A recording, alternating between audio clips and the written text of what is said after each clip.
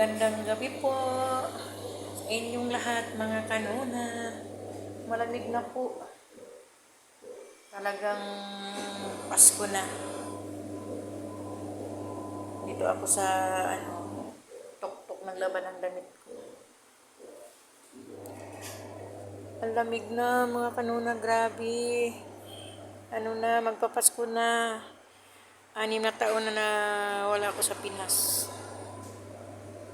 Tingnan nyo mga kanuna ang buwan. O, diba?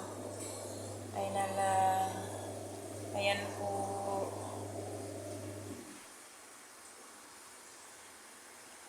Kumusta ang mga kamag-anak ko dyan sa Pinas? Mga anak ko, mga kaibigan ko, kumusta kayo dyan? Kumusta? Ay, nakakalungkot.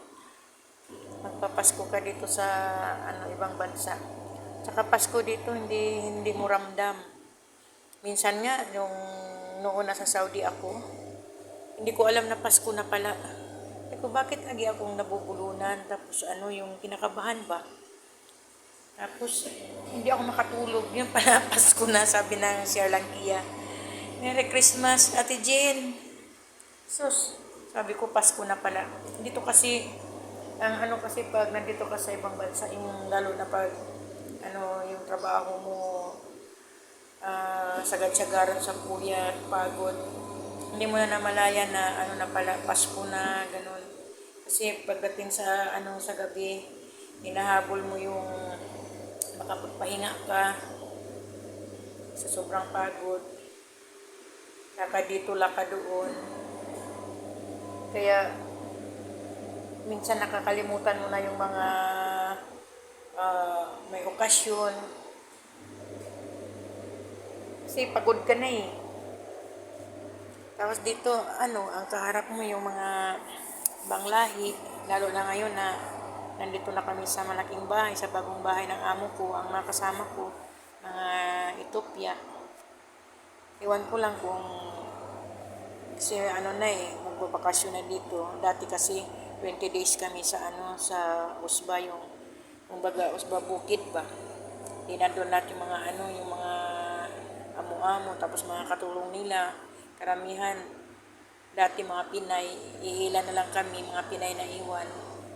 Kahit paano, pag tapos ang trabaho, makapag-enjoy din. Tapos nagsisimba kami sa sa simbahan ng mga mga Katoliko. Madaling araw kami alas 5 pa lang. Galit ang galit yung amo ng ibang kabayan natin kasi ako daw promotor kasi hindi sila pinapayagan. Ang sabi ko, wala na nga kaming day off. Ngayon, once a year lang naman magpapasko. At saka yung time na yun, puro kayo tulog. Pagbalik namin, madatnan namin, tulog pa rin kayo. Hindi nyo papayagan yung mga katulong nyo. Grabe naman kayo. Ang ginawa namin, alas 5 ng madaling araw, alis na kami. Yung taga-Maniho namin, binibigyan namin ng pera namin yun, 50 dirhams, ang pag-ambag kami. Kahit puyat siya, basta may pera siya, kasama rin naman siya sa kain namin, libre na, go.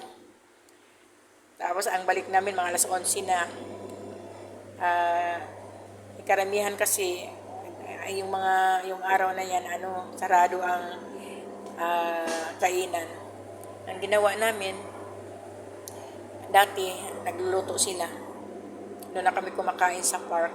Masaya. Pero ngayon, nabawasan na eh. Ilan na ang nabawas? 2 na. Baka mabawasan pa ng 2, 4 na. Wala na. Na lang kami magsisimba? 3 na lang. Kasi yung 2 Pinay, magbabakasyon sa December 22. 3 na lang kami.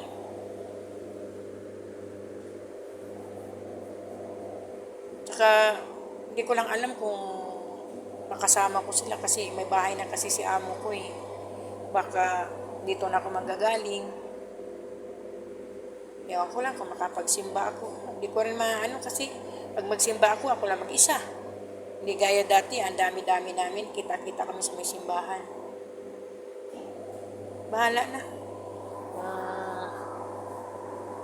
Anong anong mangyayari sa Pasko kung hindi kami makapagpasko sa sa bukid. Tapos birthday ko, dati naghahanda kami, nagsayaw-sayaw kami. Kami, lalagyan ko ng decoration. Ang dami kasi namin talaga dati. Ngayon, wala na. Kung makapag-birthday ako dun sa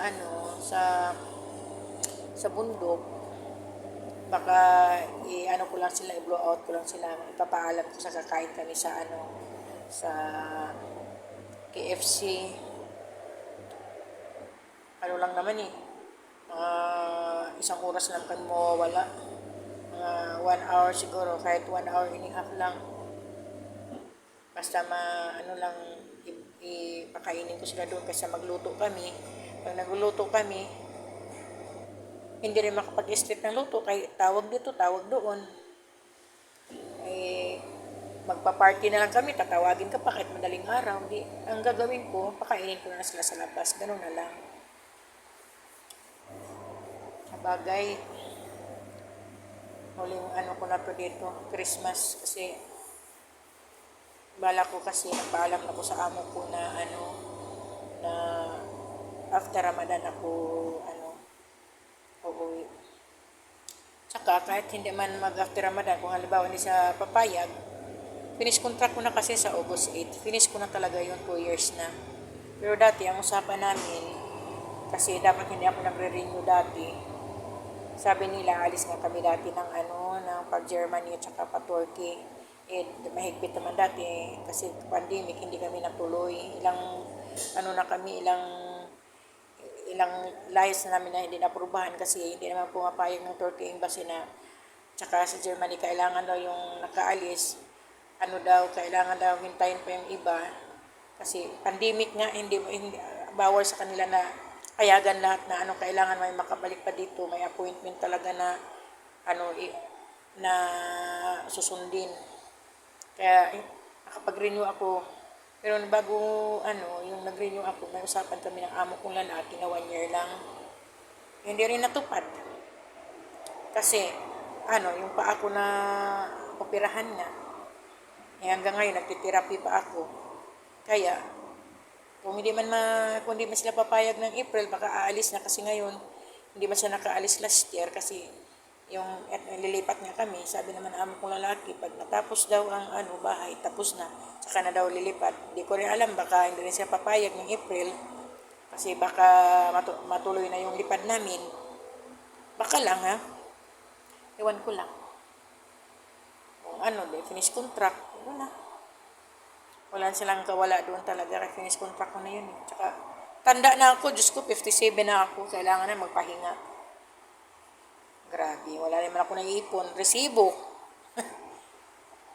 Pero at least yung ibang pangarap ko natupad rin. Bahala na! Hanggang dito na lang ako, bye-bye, mga kanulang. Tingnan mo nyo ang buwan. Sa ilalim ng puting buwan. Hi, I love you all.